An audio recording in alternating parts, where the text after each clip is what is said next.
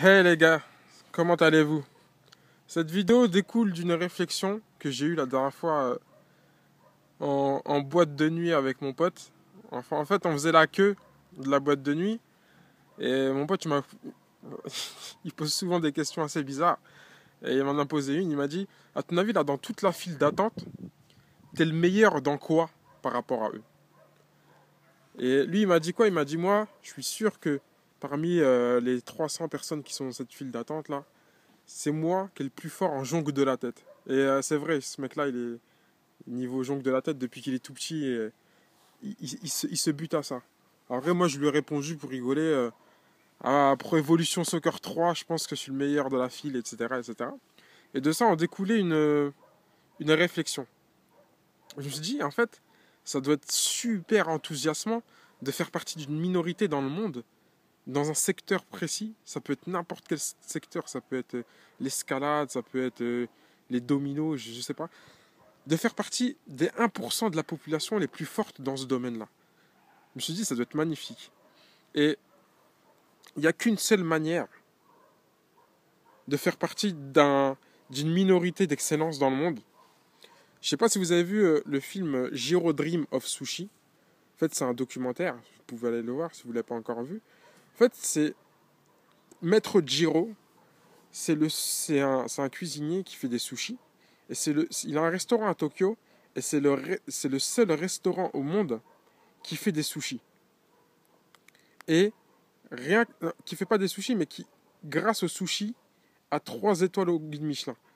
C'est-à-dire que il y en a qui ont il y a d'autres restaurants qui ont 3 étoiles, mais qui font des sashimi, qui font etc.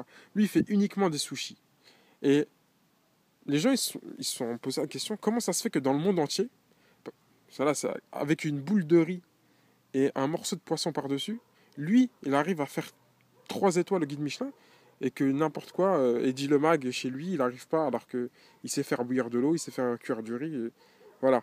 Pourquoi c'est la seule personne qui réussissait à avoir 3 étoiles? Donc ils sont partis le voir. Vous savez, la formation, elle dure combien de temps chez lui?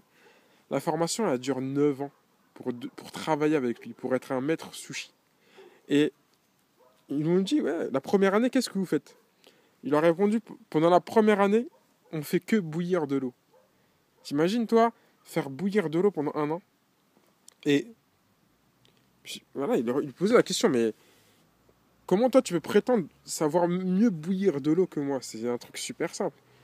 Et il répondait, non, je vous promets que au niveau de l'ébullition ou je sais quoi, si tu fais bouillir de l'eau pendant 1 an, je te promets que tu sauras mieux bouillir de l'eau que moi. Et justement, après pendant les 8 autres années, ils ne font que faire des sushis, que faire des sushis, que faire des sushis. Et justement, parmi ceux qui rentrent en formation chez lui, il y en a 9 sur 10 qui abandonnent. Et pourquoi ils ont abandonné? Parce qu'en fait, il n'y a qu'une personne passionnée qui peut cuire du riz pendant 9 ans sans être lassé. Et justement, l'excellence en découle que de la passion. Je m'explique après. Pourquoi Maître Giro, il fait des sushis super bons? Parce qu'en fait, il expliquait que pendant 9 ans, en répétant tout le temps la même chose, tout le temps la même chose, tout le temps la même chose, le cerveau allait fabriquer des méthodologies presque surnaturelles, qui fait que lui, il va le faire beaucoup mieux que toi, le sushi, et il ne saura même pas t'expliquer pourquoi. Ça transcende la théorie. C'est pour ça que les grands maestros au football, là, les Zizou, je sais pas quoi, et ils ont du mal à expliquer comment ils font. Quand ils expliquent, ouais, je fais ci, je fais ça paraît simple pour eux, parce que même eux, en fait, ils savent pas. C'est leur cerveau qui sait, c'est eux, ils ne savent pas. Et leur cerveau a emmagasiné ça tout simplement par la répétition. Et la répétition nécessaire, elle est si intense pour atteindre l'excellence que seule une personne passionnée peut faire ce haut niveau de répétition. C'est pour ça que je dis que souvent que l'excellence passe obligatoirement par la violence. Je ne vous dis pas d'aller mettre des pains à des gens dans la rue. Non. Quand je dis la violence, c'est un très très très fort niveau d'intensité. Tu n'atteins jamais l'excellence en caressant. Ça, c'est pas vrai. Mais ce fort niveau d'intensité, il est faisable que si tu es passionné par ça. uniquement. T'imagines le mec qui est chez Maître Giro qui tous les matins il se dit oh merde putain je vais aller cuire du riz, c'est merdique. Non, le mec il est passionné, il a pensé à ça toute la nuit peut-être. Et de ça en découlé une théorie, ça s'appelle la théorie des 10 000 heures. La théorie des 10 000 heures elle dit quoi?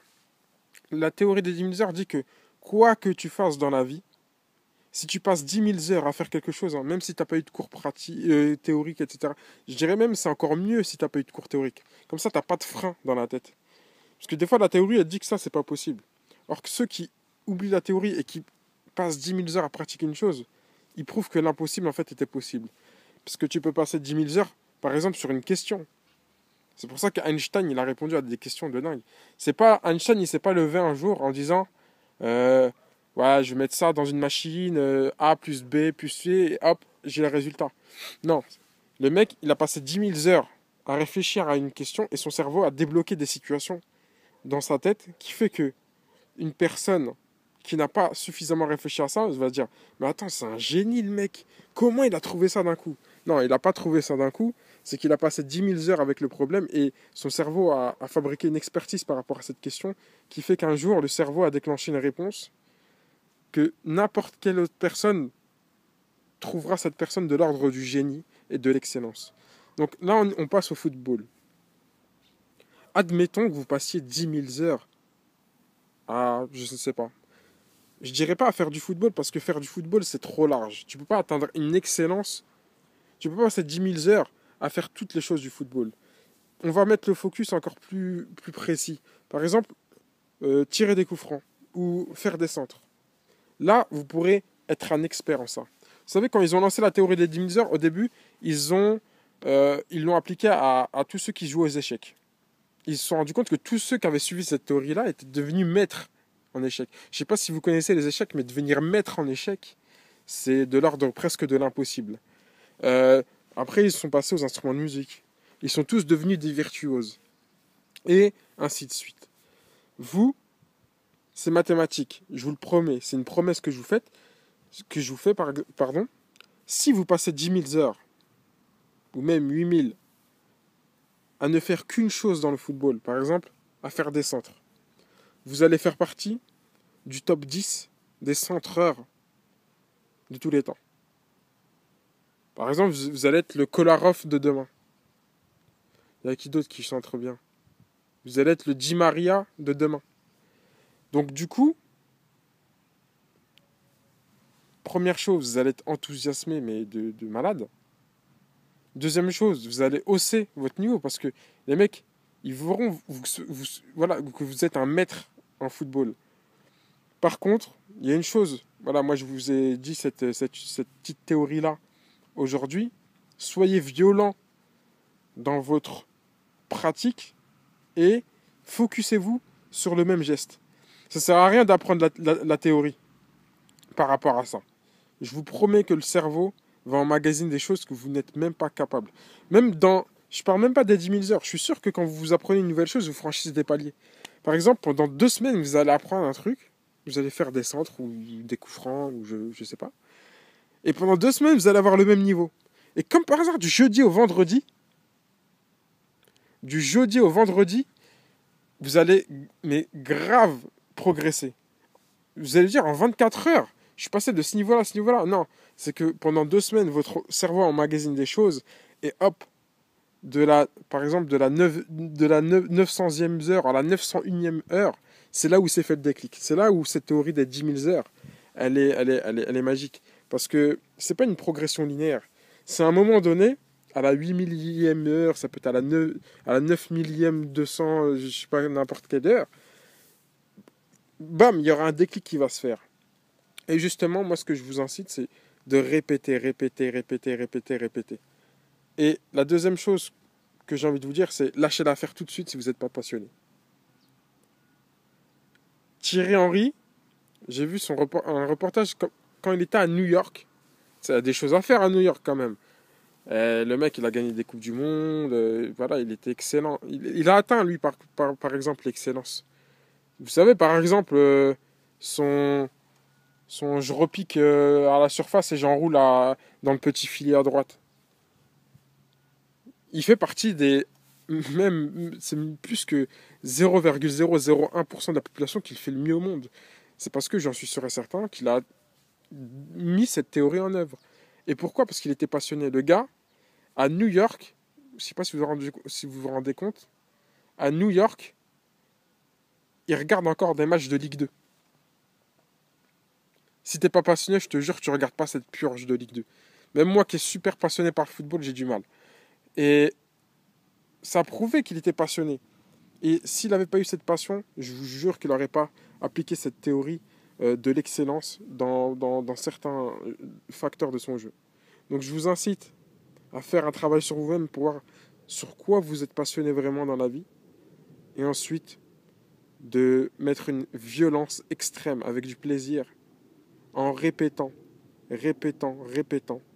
cette chose-là. Si vous êtes passionné par les coups francs, faites-le au niveau des coups francs. Si vous êtes passionné par les dribbles, faites-le au niveau des dribbles. Si vous êtes passionné par je ne sais quoi, même par l'économie, bah lancez-vous dans l'économie et arrêtez le football. Mais si vous êtes passionné vraiment par le football, alors là, vous avez gagné et j'espère de tout cœur que vous allez atteindre ce 1% de la population mondiale qui a atteint l'excellence au football. Allez, à plus.